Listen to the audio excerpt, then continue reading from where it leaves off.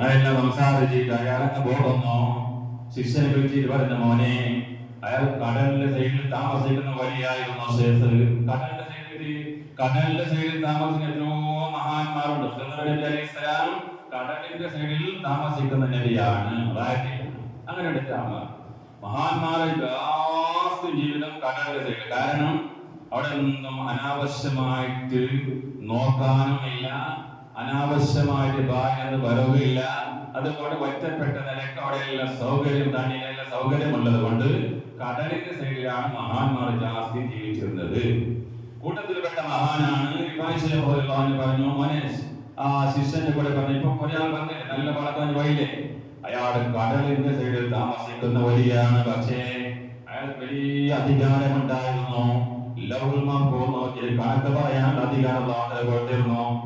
അയാൾ ഇങ്ങനെ കടലിന്റെ സൈഡിൽ ഇങ്ങനെ നടന്നോണ്ട് ഇങ്ങനെ നടന്നോണ്ട് പോകുമ്പോഴോ കടലിൽ നല്ല മഴ വന്ന മോനെ. ഈ കടലിൽ നല്ലോണം മഴ വരുമ്പോ അയാളെ കൂടെ പറക്ക പറഞ്ഞ് സംസാരിക്കാൻ ഒരു മനുഷ്യനെ മോടെ കിട്ടുന്നില്ല.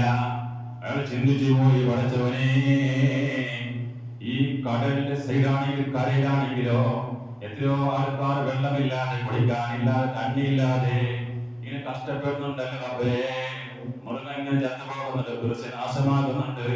ആൾക്കാരാണെങ്കിലോ വെള്ളം കിട്ടാതെ ഇങ്ങനെ വല്ലാത്ത ബേജാറിലാണ്. അള്ളാ, എന്തിനാണ് പഠിച്ചോനെ കടലെന്ന് പറഞ്ഞാൽ വെള്ളമല്ലേ? ഈ വെള്ളമുള്ള കടലേക്ക് എന്തേ റബ്ബേ നീ ആകാശത്ത് ഇങ്ങനെ മഴ കരുതുന്നത്? എന്നീ ശേഷം കടലിന്റെ സൈഡ് ഇങ്ങനെ നടക്കുമ്പോ യജമാനായ റബ്ബിന്റെ അധികാരത്തിന്റെ കൈകടത്തി പോയി, മനസ്സിലിങ്ങനെ ചിന്തിച്ചു പോയി. അതോടുകൂടി ഔലിയാക്കന്മാരുടെ സ്ഥാനം കിട്ടിയ വിധാനത്തിന്റെ അധികാരം കിട്ടിയ മഹാൻ അയാളുടെ മനസ്സിൽ ഇങ്ങനത്തെ ചിന്ത വന്നപ്പോ അയാൾക്ക് വലിയ നോക്കി കണക്ക് പറയാനുള്ള അധികാരം യജമാന റബ്ബുകാരെ കൊടുത്തിരുന്നു. ഇങ്ങനെ കടലിൽ എന്തിനാണ് റബ്ബേ മഴ പാടുന്നത്? ഈ കടലിൽ ഇങ്ങനെ മഴ വന്നില്ലെങ്കിലോ നല്ല കൃഷി ഉണ്ടാകുമായിരുന്നോ, മൃഗത്തിലേക്ക് വെള്ളം കിട്ടുമായിരുന്നോ എന്നീ വലിയ മനസ്സിലങ്ങനെ ചിന്തിച്ചു പോയി, മനസ്സിലങ്ങ് വന്നുപോയി. അതോടുകൂടി റബ്ബ് സുബ്ഹാനഹു വ തആല ആ വലിയ ആൾക്ക് സ്ഥാനം കൊടുത്തില്ലേ, ആ സ്ഥാനമെല്ലാം ഇപ്പൊ നീക്കി കൊടുത്തിട്ടുണ്ട്. അതുകൊണ്ട് ഈ ശിഷ്യന് കരഞ്ഞു പോയി. വിഭാഗി ശിഷ്യന്റെ കൂടി വിഷയം പറഞ്ഞപ്പോ ഈ ഖാദിമങ്ങ് കരഞ്ഞു പോയി. എന്റെ വിഭാഗി ശേഖന്റെ കൂടെ പറയുന്നു, ഓ ശേഖേ അയാൾക്ക് ഈ ഫോൺ അറിയിച്ചു കൊടുക്കണ്ടേ? കുപ്പിയാകത്തുള്ള വസ്തുവിനെ പോലെ അതേ കാലഘട്ടത്തിലുണ്ടായിരുന്ന പറയുന്നു, നിങ്ങളുടെ മനസ്സിലുള്ളതായിരിക്കുന്ന എന്ത് വിഷയം നോക്കി പറയാനുള്ള സ്ഥാനം അല്ലാഹു തആല എനിക്ക് തന്നിട്ടുണ്ട്. അത് ഈസാ നബി ഇസ്ലാം പറഞ്ഞിട്ടുണ്ട്.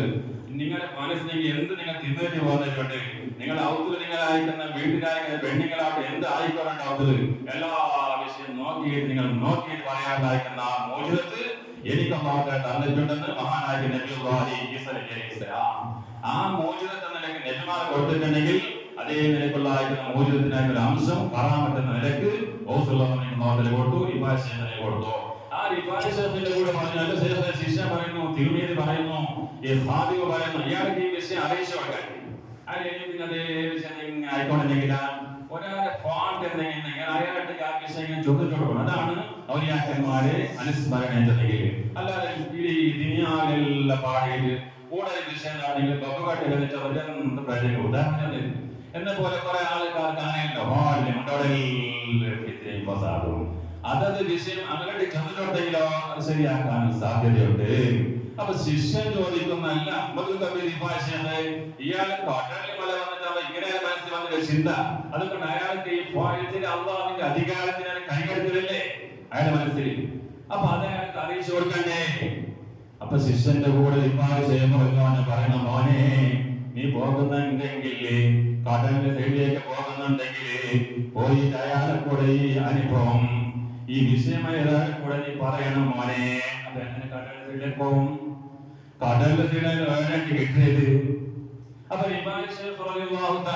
കൈവരിച്ചു ശിഷ്യന്റെ എല്ലാ കറാമത്ത് ഒന്നോ രണ്ടോ ആയിരക്കണക്കുള്ള വിഷയം അവിടെ ദിക്റിന്റെ പോറോ അത് ചൊല്ലുന്നത് ഒരു മനുഷ്യനെ കൊണ്ട് തീർക്കാൻ സാധ്യമല്ല. അപ്പൊ കയ്യിലുണ്ടായിരുന്ന ഒരു ടവള് ചുണ്ടു അതിങ്ങനെ താഴെ വെച്ചു ഒരു സാഗ് ആ ശിഷ്യന്റെ അയാൾ കടലിന്റെ സൈഡ് കാണുന്നു.